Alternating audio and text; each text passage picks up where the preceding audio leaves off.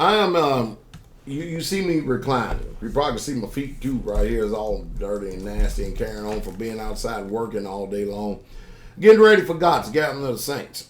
And I'm here because I just had Brother Mitchell down in Texas sent me a video.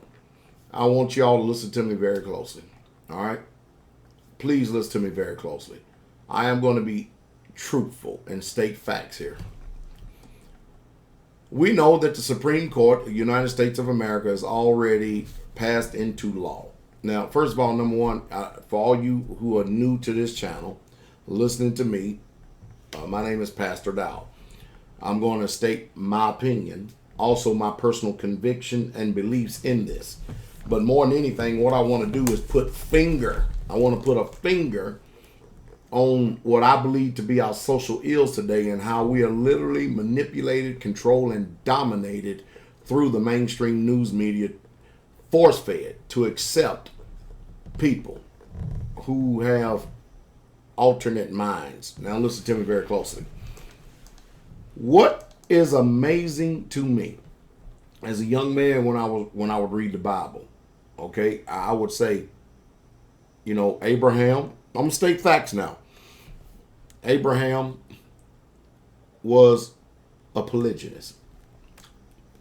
Jacob was a polygynist. I actually think Isaac was too, but I'm working on that. I'm doing more study, I'm not doing no eisegesis either to try to make it say what I'm saying, to say what I want to say. It's just that I understand a lot of things have gone on and a lot of documents been withheld. But you got Abraham was a polygynist.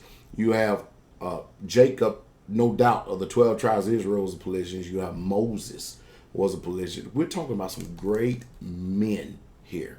Hebrew men, great men of the faith. All which Christianity, Islam, and Israelites all claim, every one of them claim the father of the faith, but the only ones that reject their lifestyle are Christians. Now, isn't that utterly amazing? That is utterly amazing. But you really truly can't expect Christians to believe anything of the Bible anyway. I mean, after all, they make up their own religion as they go. They take the scriptures of the Hebrews, and then they repackage it, retranslate, and rehash it, leave out books, and then they present to you the religion of Christianity, and they have you all now believing that Yahweh has forsaken the Israelites, and now he's saving all the Christians, and he's using the Christians to provoke the Israelites to jealousy, and it's just a quagmire of confusion. It's just amazing. When it clearly says right there in the New Testament book of Romans that he has not cast away his people that he has foreknew. No such thing as replacement theology. So I can't put too much confidence in a religion that can't get the commandments right. They don't know what day is the Sabbath. In direct, total opposition to what the law says. They believe a fat man by the name of Santa Claus is going to give 6 billion presents to people. A rabbit lay eggs. It's just nonsensical. Anyway, so now we stated facts. But Abraham, Jacob, Moses, Solomon, David, Manoah. I can go on and on and on and on and on.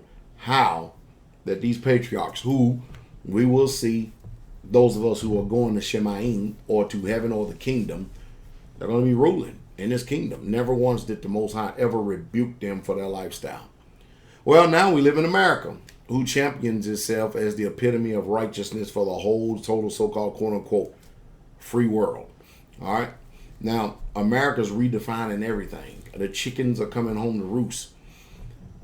We live in a country where forced monolygamy is the norm. Notice I said forced monolygamy is the norm. That doesn't mean that people are complying, because the Supreme Court just got finished giving a clean sweep to the gay agendas.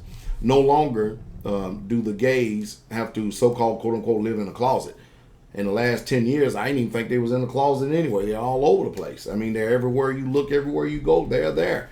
But if it was against the law to be gay, why hasn't anybody ever been locked up for being gay?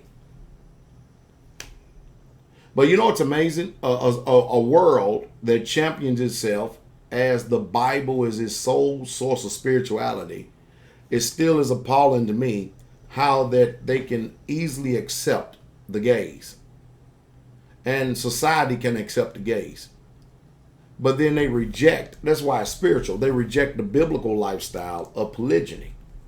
Why is there so much fierceness of opposition that comes out against that lifestyle? I just don't get it. I just don't understand it for the life of me. Because regardless of what you may think, regardless of what your opinion is, if you believe the Bible to be the sole source of truth, you have got to come to the facts that Abraham, the father of the faith, David, a friend of Yah, Moses, the custodian of the law, Jacob, the progenitor of the 12 tribes of Israel, Solomon, the wisest man that has ever lived. You've got to come to the facts that these great men right here all knew the law, knew the Torah, knew the Hebraic way. Well, contrast that to a monolygamous society that forces monolygamy.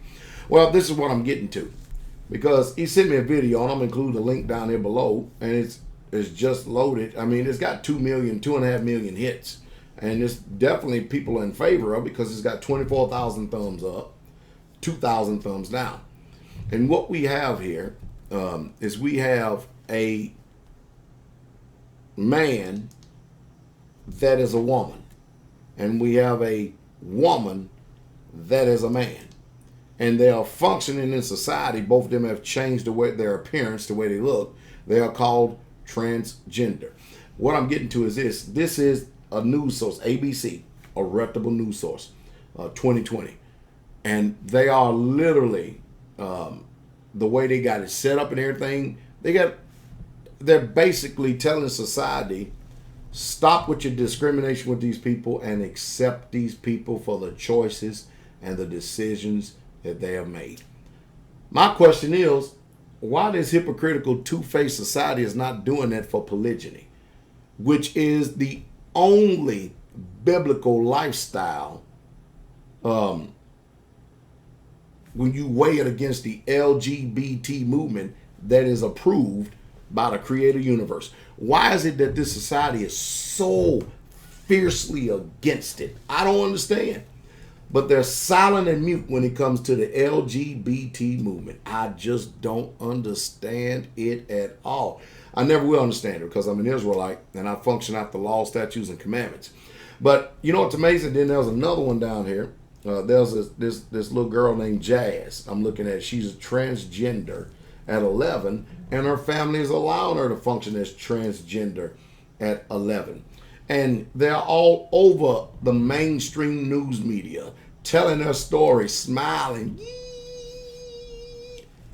But then one thing good about it is, over in Utah, polygamy, that's what people call it. I don't agree with that word, but they have got a victory. The Supreme Court has reversed their decision on that. It's just the truth. And it won't be too long. I told you, I said it once, said 1,000 times.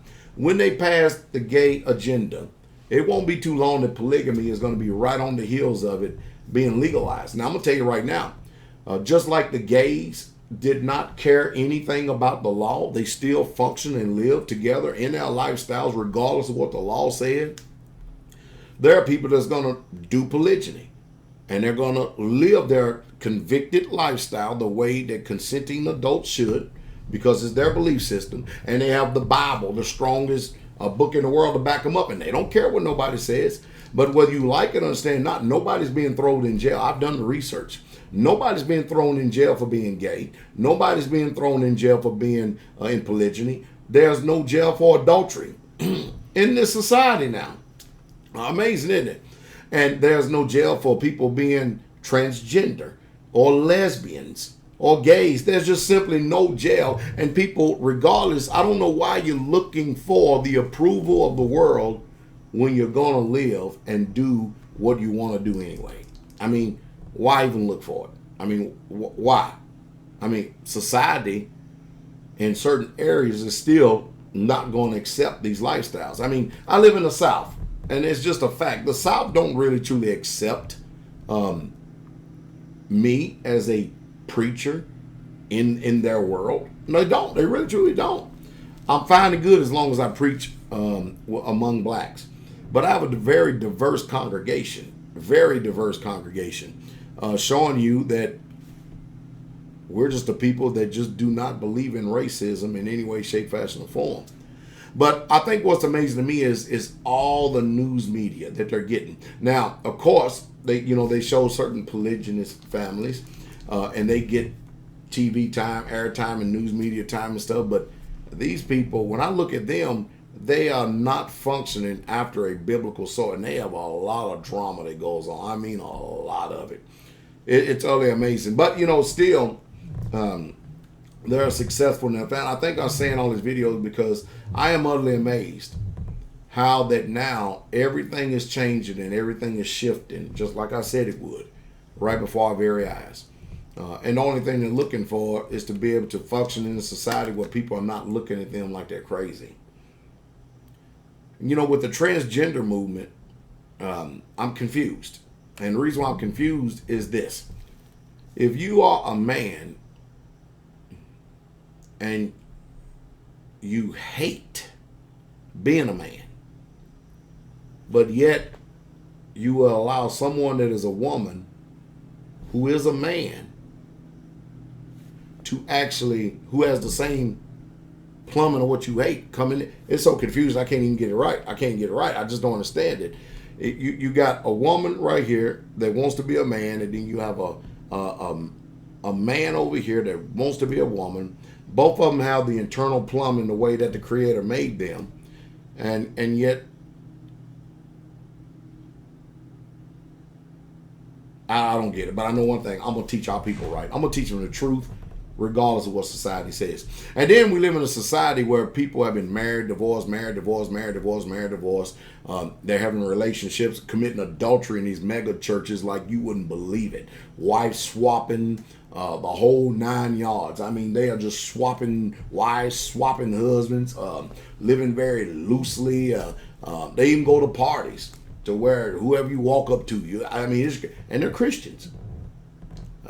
And it's just crazy the way that this world is going. But it has to go this way because the Most High said it was going to be this way. But I think the point that I'm making here is those of us who believe that the Bible is true, regardless of your opinion, how is it that these people who claim to be that the Bible, believe that the Bible is true, are so accepting of alternative lifestyles, yet the only real true biblical model for a lifestyle that has been supported all throughout Scripture, why is it so condemned in society? I'll tell you the reason why.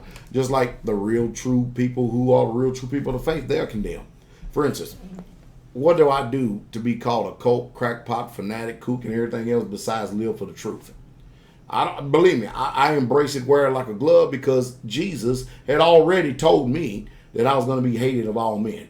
He told me earlier that the disciple is not greater than his Lord. If they persecuted the Lord, then they're going to persecute you as well. I get it. I understand it. I understand you shall be hated of all men for my name's sake. Have I become your enemy because I tell you the truth? I understand the opposition that I have. Because nobody condemn what I preach and teach. They may not like it. It may go against their tradition. It may go against their doctrine. It may go against their theology. But after all, their tradition, their doctrine, their theology is not actual, factual truth. I tell you what, look to the hills in which cometh your help, Israel, if you're a real true Israelite, because all your help come from the Most High who made heaven and earth. Keep a sound mind and don't be confused by what's going on. And that's the truth, and that's the truth straight way.